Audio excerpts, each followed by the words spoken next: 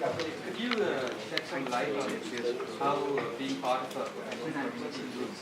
What are the results that could arise Okay. from that? I'll just repeat the question. What are the results that could be a part of being a part of the professional community? And engaging with it, spending a lot of time engaging with Okay, so what industry are you in? A journalist. Okay, so journalism is an interesting one because normally journalists will keep their story to themselves, right? They won't break the story. So I can understand from your perspective that it might be quite difficult. But if you're dealing with like more of a trade, for you it might be joining, do you have your own blog? Yeah. Okay, are you on WordPress or WordPress? So for you I'd suggest join a WordPress group in terms of how can I better sell myself on WordPress? How can I better, let's try to turn this on again. How do I,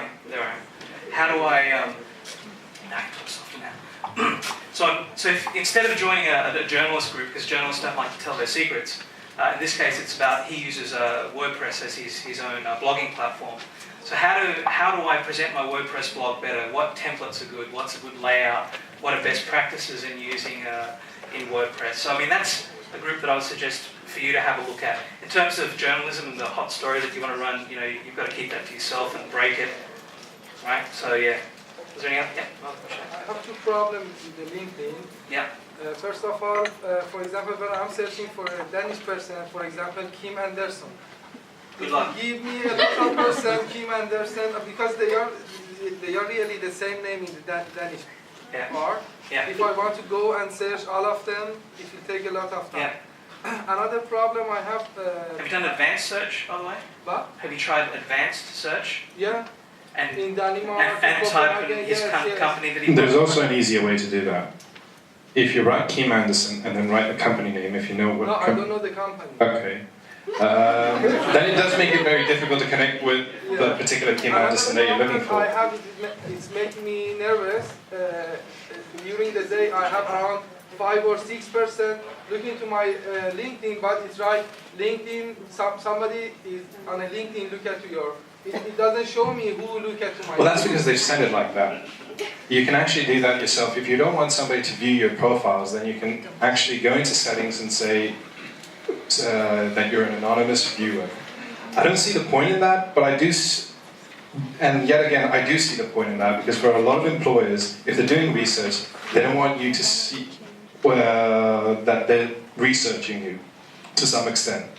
But I personally keep it on, keep it broadcast so everybody can see that I'm viewing them and I'm actually doing my research, because that also goes to show. It's not possible to hidden our profile for those person?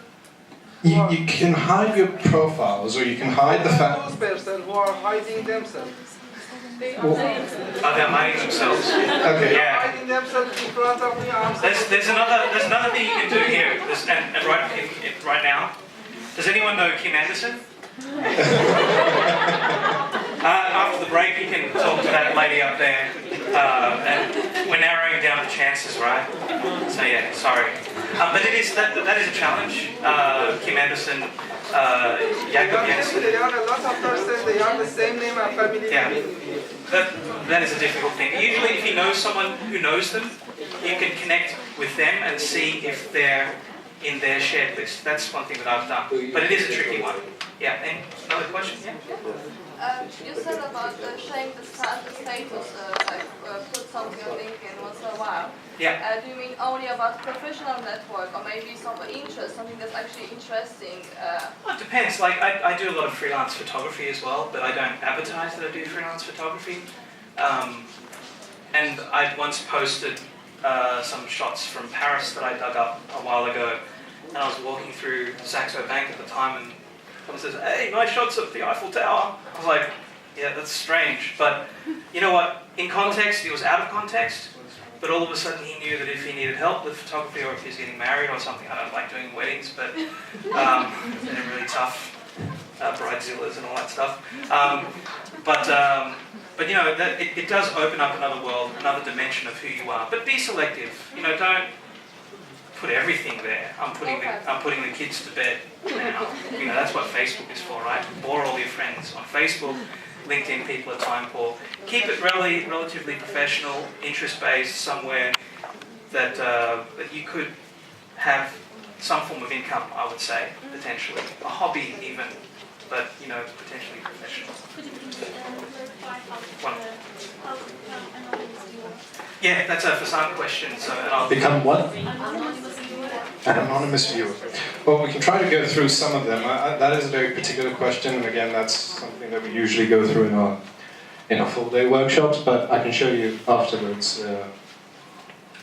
So, we've already been through this, so I'll just give you some quick stats as far as social recruitment is concerned, because that's what it's called now. We've got 50% of the employers, this is a worldwide figure, who are prepared to use social media to get additional information on applicants. And again, there are so many qualified individuals out there in every sector, and because of the financial crisis, more and more qualified people who are already in work have lost their jobs and are applying the same positions that young professionals or up-and-coming professionals are also applying for. And that makes it very difficult to really differentiate yourself from each other. And how do you do that? Well, there are many ways, and we'll go through them in a minute, but that's what the employers are looking for. They're looking for something different. They're looking for something that can add value to them in a different way. As Jomar mentioned with the quote earlier, that you've got to show them what you're capable of doing, because just telling them, well, there are most likely hundreds of people who can tell them that they can do the same, but the ones that actually show it will end up getting the job. I just want to quickly tell a story of how I met Jomar. This was back in May, I believe, last year, and I was looking for a job, and I saw his post on LinkedIn. I don't remember what it was about, but it was definitely interesting, so I decided to write him to him in Danish, because he was based here in Copenhagen. So I wrote this, I think, a page-long email, and I said, well, I really like what you're doing, looked at your profile, yada, yada, yada. Then he replies back, could you please do it in English? I didn't actually say that, I just responded to him. Google Translate comes to the rescue, but I responded in English, which he replied to me in English, and I said, okay, I'll do it. I'll write it again in English, and we decided, okay, let's get together for a cup of coffee, if nothing else. He told me on LinkedIn that, because I told him I was looking for a job, he said, I don't have a job to offer you. So I met with him on LinkedIn, and he said, well, I like you, Faizan. I'm going to give you a job. I don't think I said that. Something like that, but... He's alright. But this was May last year, and it was a 2 to 3 month process before he actually said, okay, let's work together, because it took a while to convince him that I am capable. And a lot of the functions that LinkedIn offers today, they weren't offered a year ago, so it has changed immensely in the last year as well. But another sort of key figure that I want to mention is, again, from a hiring manager's perspective, or the average user's perspective, is that they spend around about 7 minutes and 22 seconds on LinkedIn. That's a lot. Now, just a show of hands, how many people spend 5 minutes or less reading something online? How many people?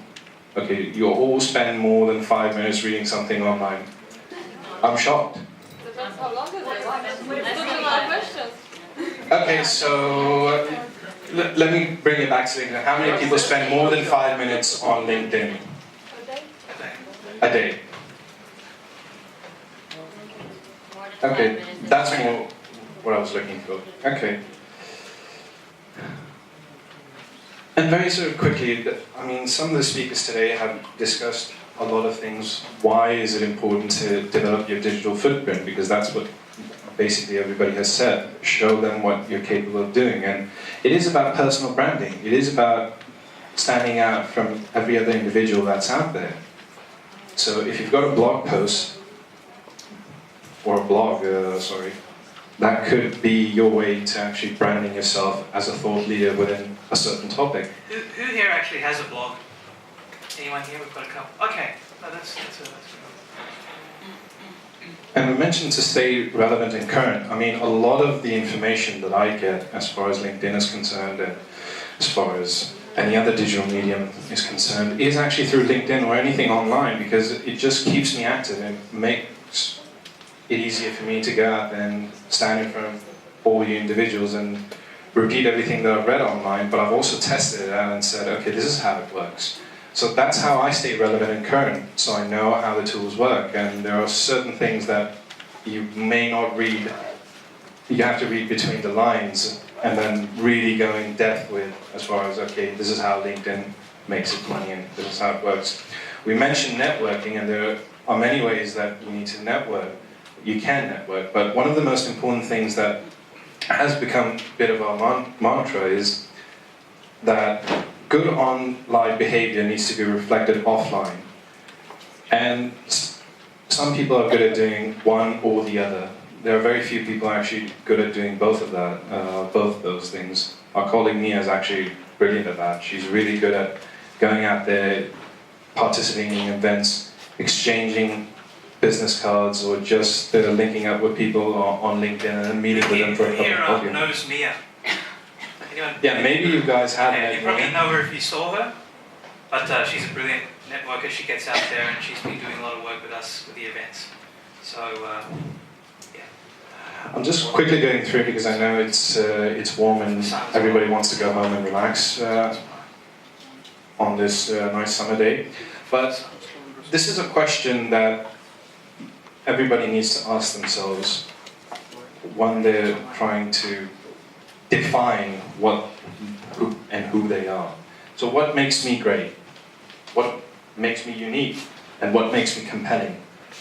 And these are all three questions that you can add into a summary, which can, again, tell and show the employer what you're capable of doing.